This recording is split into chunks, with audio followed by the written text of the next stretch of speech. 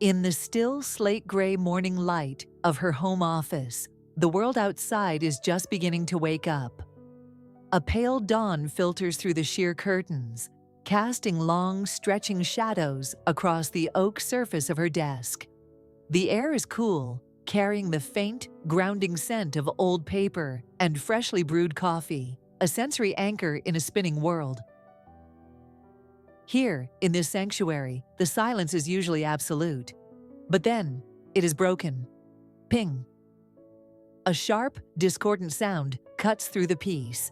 A notification. Sarah glances at her phone screen, which glows with the artificial urgency of the digital world. It's a muted group chat, a place she rarely checks. Yet the previewed text leaps out at her like a red ticker on a crashing stock board. It is a sharp criticism, a jagged little barb thrown carelessly by someone who likely typed it without thinking, reacting to the turbulence of their own internal chaos. Sarah freezes. Her eyes scan the words again. In the past, this precise moment would have been the moment of ignition. Her heart would have spiked, hammering against her ribs like a gavel in a disorderly courtroom. Adrenaline would have flooded her system, not unlike a panic cell flooding a frightened market. Her mind, instantly hijacked, would have begun to spin. She would have drafted 3 different angry replies in her head before she even unlocked the phone. Her fingers would have trembled over the keys, desperate to correct the record, to defend her honor, to prove she was right, to demand an apology. She would have spent her precious morning energy, her most valuable limited liquidity, on a transaction that offered absolutely zero return.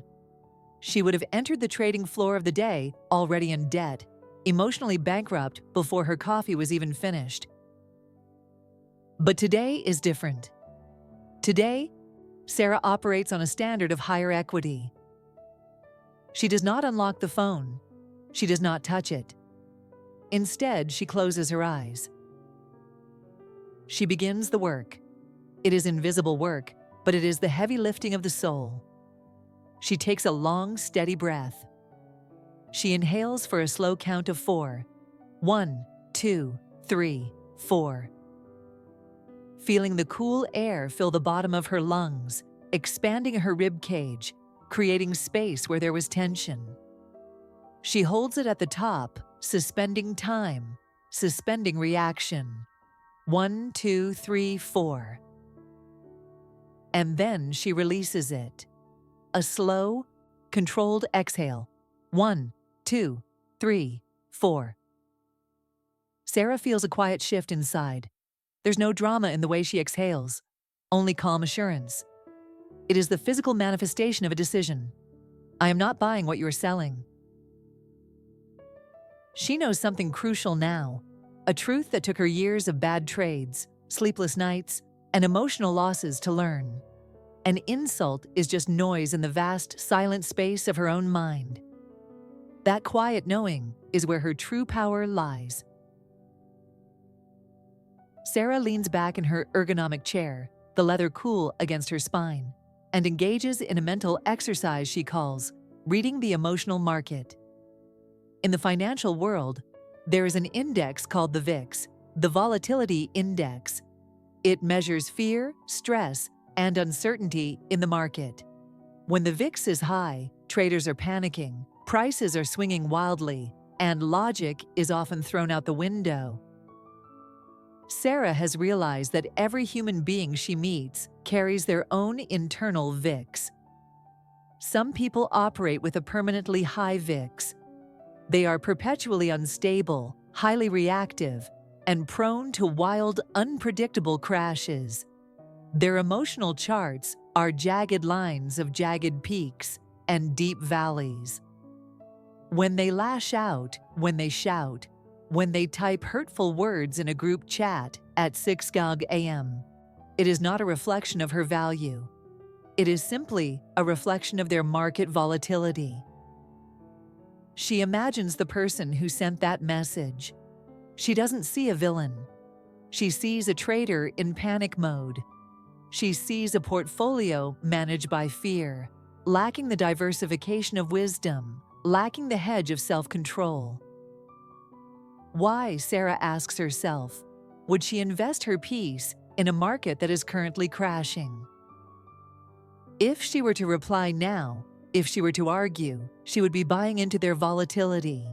She would be linking her stable asset, her peace, to their toxic asset, their anger. That is bad business.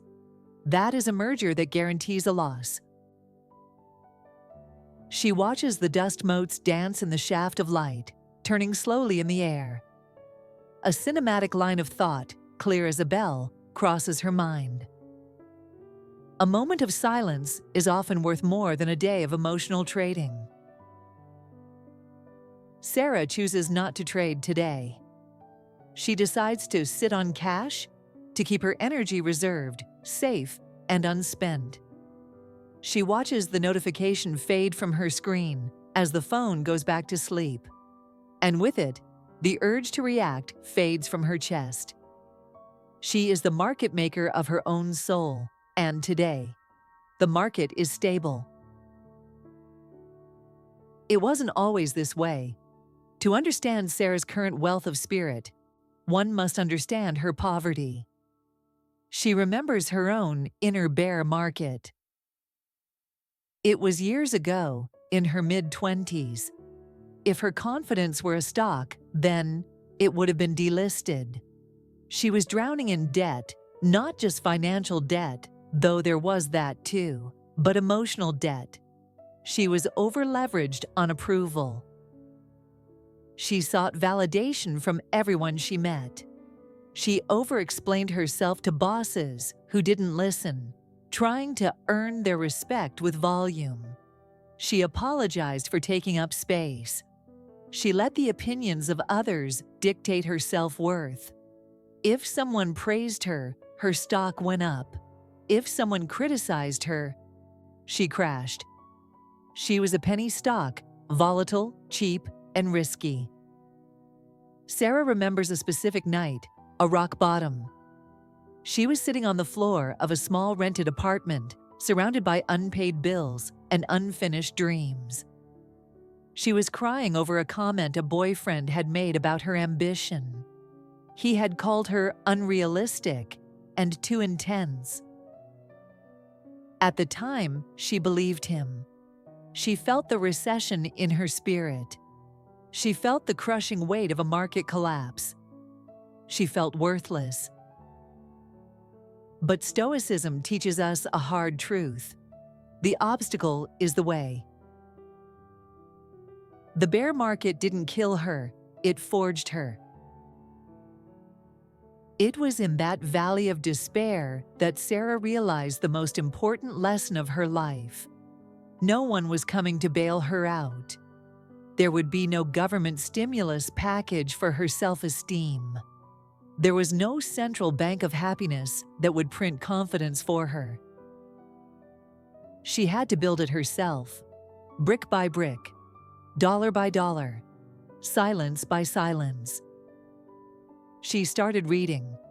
She read Seneca, who taught her that we suffer more often in imagination than in reality. She read Marcus Aurelius, who whispered from centuries ago, "You have power over your mind, not outside events. Realize this, and you will find strength." She learned that to survive the bear market, you don't panic sell. You hold on to your core values. You wait out the storm. And slowly, painfully, you begin to rebuild. That memory serves Sarah now as she sits in her sunlit office. It reminds her that she has survived worse than a rude text message. She has survived the collapse of her old self, and the woman who rose from the ashes is not easily shaken by the tremors of others. Sarah picks up her fountain pen, a heavy brass instrument, and opens her leather-bound notebook. The paper is cream-colored, thick and inviting. She writes down a simple, brutal equation. Reactivity, expense. She treats her energy like capital. Every time you react to negativity, you're paying a tax. You're spending from your principal balance. Biologically, you pay in cortisol, the stress hormone that ages you, fogs your brain, tightens your skin, and kills your creativity. Energetically, you pay in focus. The hour you spend fuming over an insult is an hour you did not spend building your dream, playing with your children, or reading a book. Emotionally, you pay in peace. You trade your serenity for their chaos. She calls this the audit of reactivity. Before she speaks, before she types, before she even allows her face to show an expression, she asks herself, "Can I afford this reaction?" Usually, the answer is no. The cost is too high. The spread is too wide. The return on investment of arguing with a fool is negative. It's a sunk cost. Sarah remembers a time before she learned this, when she replied instantly to an angry email from a client. She matched his tone, fire for fire. She thought she was being strong. She thought she was standing up for herself. The result? A week-long email war that drained her spirit, distracted her from good clients, kept her awake at night, and ultimately solved nothing. She had sold her calm for a moment of righteous indignation, and it was a terrible trade. She had lost value. Now, she has a signature mantra she whispers to herself when the temptation to fight arises. A reaction is always more expensive than a response. A response is calculated. A response is delayed. A response is an investment strategy. A reaction is just gambling at a slot machine. Sarah stands up and walks to the window, looking out at the city skyline. She sees the buildings, the traffic, the flow of commerce. She begins to categorize the interactions in her life using a harsh but necessary financial filter: asset allocation. In the world of finance, a wise investor knows the difference between premium assets and junk bonds. Premium assets are blue-chip stocks, reliable bonds, gold. These are assets that hold value, withstand pressure, and grow steadily over time. They are safe. They are solid. Junk bonds are high risk, high volatility. They often promise big returns. "I promise I'll change. I'm just passionate." But they usually deliver default and ruin. People, Sarah has realized, are no different. The kind friends who listen, the supportive partner, the honest critics who want you to grow, the mentors who challenge you with respect. They are her premium assets. She invests time in them. She doubles down on these relationships. She pays them dividends of love and loyalty. The toxic coworkers, the manipulative family members, the gossipers, the chronic complainers who drain the room, they are junk bonds. They are high-risk investments. She used to try to fix the junk bonds. She thought if she poured enough love, patience, and explanation into them, they would miraculously transform into blue chips. She thought she could save them from their own volatility. But the market doesn't work that way. You cannot turn a bad asset into a good one by wishing it so. You cannot fix a company that has fundamentally bad management. Now Sarah simply limits her exposure. She diversifies away from toxicity. When a junk bond person tries to pull her into drama, she visualizes a do not trade list. She smiles, nods, and refuses to invest. "I am the portfolio manager of my life," she thinks, watching a bird fly past the window. "Why would I fill my portfolio with junk?" One of the simplest, sharpest tools in her portfolio is the gentle refusal. It functions like a heavy iron gate, swinging shut, silent, heavy, and final. Sarah recalls a specific afternoon.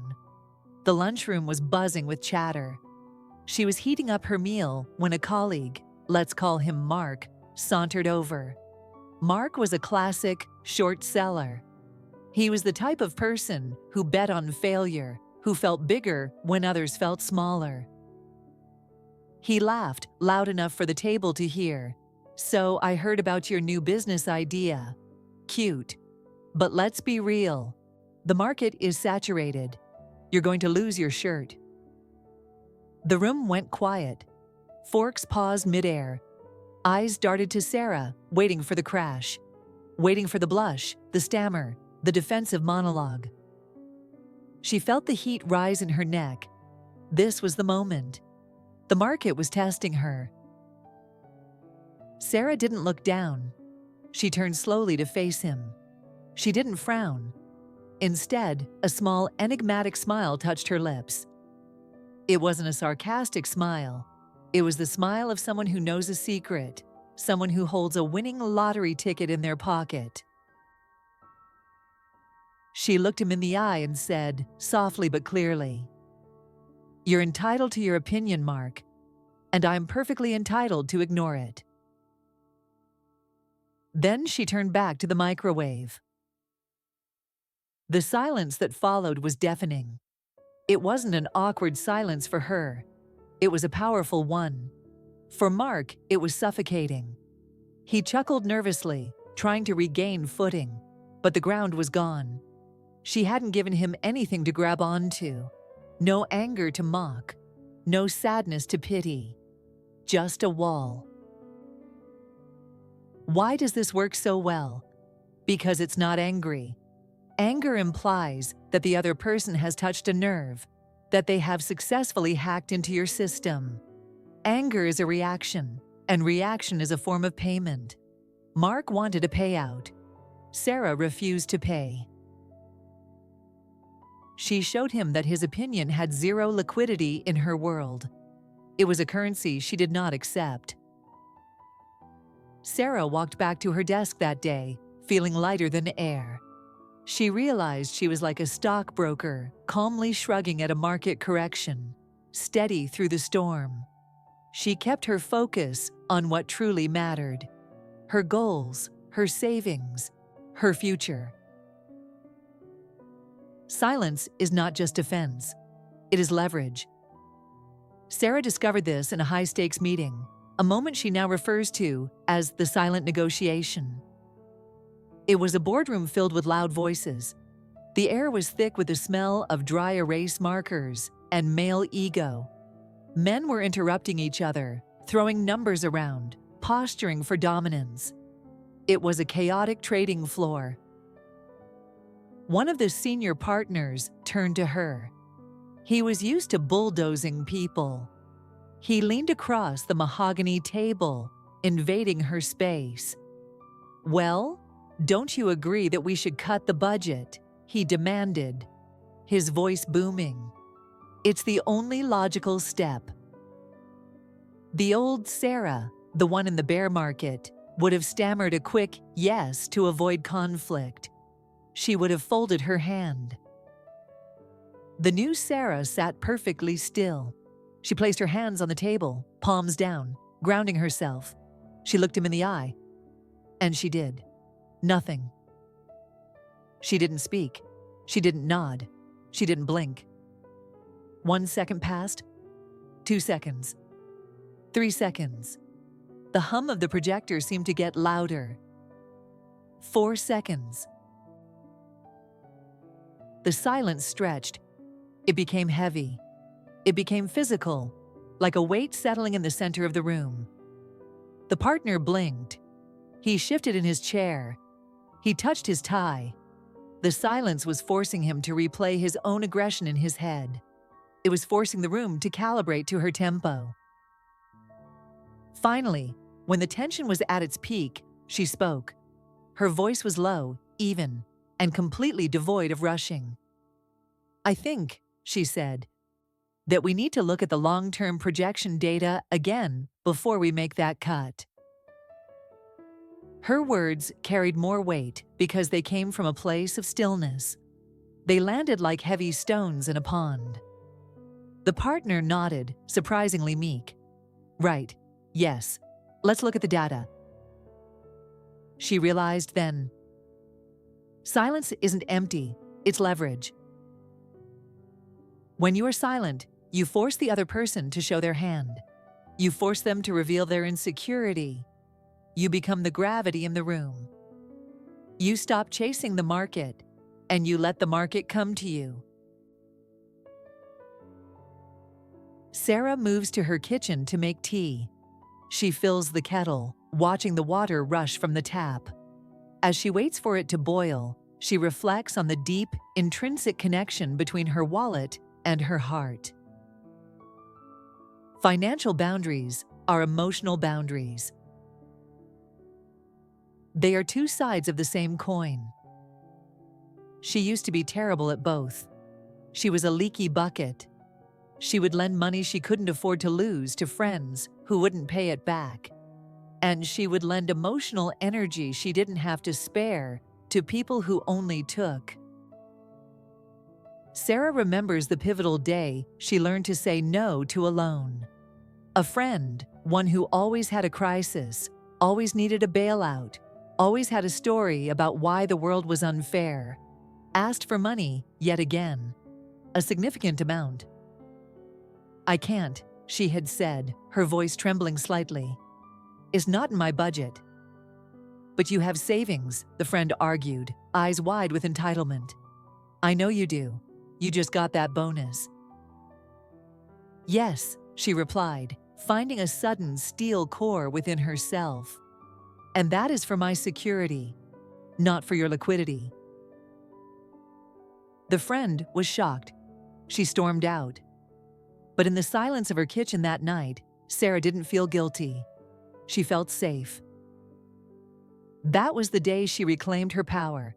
She realized that protecting her savings was the same skill as protecting her peace.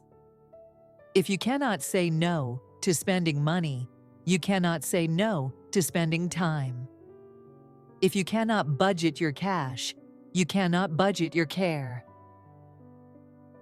Now, Sarah operates with a strict, emotional budget. She has a limit on how much drama she can process in a week. When the limit is reached, the bank is closed. The teller window is shut. No exceptions.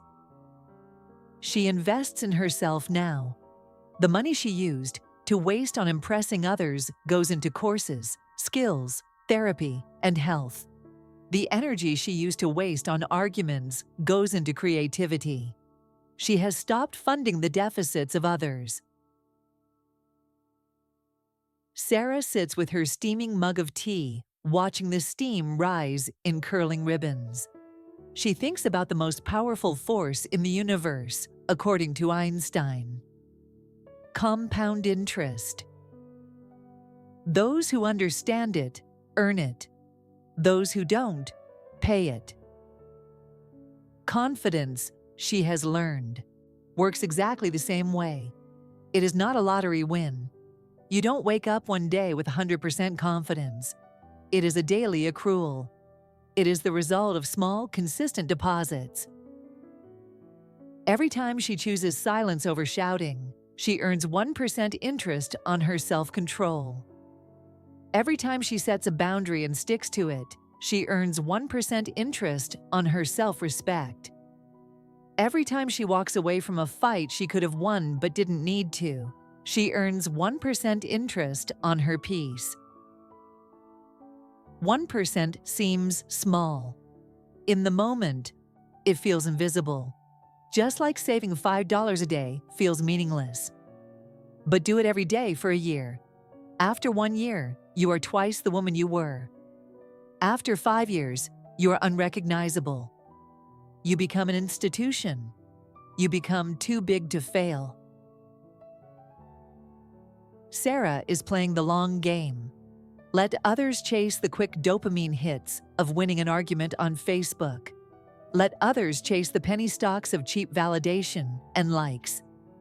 She is building a fortune of character, compounding slowly, quietly, invisibly, until she becomes untouchable. Sarah opens her journal to review the case studies of her life. These are not just memories, they are trade analyses, moments where the market tested her and she held her position. Case Study 1: The Ex-Partner's Prediction. The scenario. Years after their split, she ran into her ex at a coffee shop. He looked her up and down, sensing her new strength, and tried to undercut it. He sneered, "You know, you'll never be happy without me. You're too complicated for anyone else." The Stoic Audit. Sarah analyzed the data. His words were a projection of his own loneliness. He was shorting her happiness to try and cover his own emotional losses. He was trying to lower her stock price to buy her back cheaply. The silent comeback. She didn't frown. She didn't cry. She didn't list her accomplishments. She looked at him with a mild, detached curiosity, as if looking at a rainy window or a fluctuating currency chart. "I hope you find what you're looking for," she said softly. And she turned back to her book. He was left standing there, holding a bag of insults that she refused to accept. The trade was canceled. Case Study 2: The Mansplainer at the Dinner Party. The scenario. An old classmate interrupted a discussion she was leading, acting like he knew best about her financial strategy. He spoke over her, loud and confident in his ignorance. "If I had $1 for every smart thing you said," he started, trying to be funny, trying to assert dominance. The Stoic Audit. He was an inflated asset. High price, zero value. He was trying to act big to hide his smallness. The silent comeback. Sarah didn't let him finish.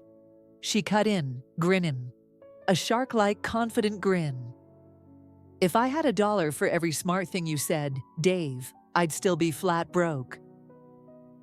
The joke hung in the air, like a confident ticker symbol, flashing green. The room laughed, not with him, but at him. He froze. Loud people aren't always smart people. She had called his bluff. Case Study 3: The Online Troll. The scenario. A stranger on the internet, hiding behind an anonymous avatar, commented on her professional photo. "You look old and tired. Give it up." The Stoic Audit. A stranger has zero equity in her life. Their opinion is like spam mail. You don't read it, you just delete it. It is noise. It is static. The silent comeback. She felt the sting for a nanosecond. Then she remembered her training. She didn't reply. She didn't block. Blocking shows you care enough to act. She simply clicked restrict. The comment vanished from her view, but he could still see it, shouting into the void. "Your disrespect is noted and archived," she thought, smiling. She went on to have a wonderful day. The day is finally ending. The sun has dipped below the horizon, painting the sky in hues of deep purple, bruised orange, and fading indigo. The city lights are flickering on, one by one. Sarah begins her evening ritual of power. This is her closing bell. This is where she balances the books of her soul. She tidies her desk. A clean desk is a clean mind. She lights a single candle, beeswax, smelling of honey. The flame flickers, a small living beacon of warmth in the darkening room. She puts on soft, instrumental music, something with a slow cello, deep and resonant, vibrating in her chest. She opens her journal. The pages are smooth, cream-colored, inviting under her fingertips. She writes, Today I was criticized. She writes, I felt the heat rise in my chest. I felt the urge to destroy. She writes, but I did not speak. I held my ground. I kept my capital. Sometimes she cries. It is allowed. In her philosophy, crying is not weakness, it is liquidity. It is letting the emotions flow through the system so they don't stagnate and become toxic assets. She lets the tears fall, acknowledging the pain, but not becoming the pain. She liquidates the stress. She sits there in the dim glow of her candle, listening to nothing but her own breath. A rare moment where the world demands nothing from her. A moment she owns completely. She writes down one thing she is grateful for, a dividend of joy. The taste of the tea, the sun on the floorboards. She writes down one thing she learned, an asset of knowledge. Silence is louder than shouting. Then she closes the book with a soft thud. The act is symbolic. The trading day is done. The markets are closed. Whatever happened today belongs to the past. She blows out the candle, watching the thin trail of smoke curl up into the darkness, disappearing like the insults of the day. She is empty. She is clean. She is ready to rest. The house settles around her in quiet warmth. No messages, no demands. Just a woman who learned the art of holding herself steady. Sarah stands by the window one last time. The reflection in the glass shows a woman who looks the same as she did this morning, but who is richer in ways the world cannot count. Below her, the city continues its frantic pace. She sees the chaos of the world, the noise, the anger, the desperate need for validation. Millions of people rushing, striving, arguing, trading pieces of their souls for things that don't matter. It is a bear market of the spirit out there. But in here, in the fortress of her mind, it is quiet. It is a sanctuary. She places a hand over her heart. She feels the steady rhythm. Thump, thump, thump, thump. It is the most reliable ticker in the world. It beats for her. It keeps her alive. She realizes that she is the CEO of her own life. She is the sole shareholder of her peace. She has survived the crashes. She has ignored the volatility. She has compounded her strength through the discipline of silence. She whispers into the glass, a promise to herself and to the universe, a final decree for the night. In the market of souls, calm is the only currency that never crashes. She turns away from the window, leaving the city to its noise. She walks into the darkness of her home, not with fear, but with the grace of a woman who owns everything she needs. The silence wraps around her like a velvet cloak, expensive and warm. Sarah is rich. Sarah is free. Sarah is at peace,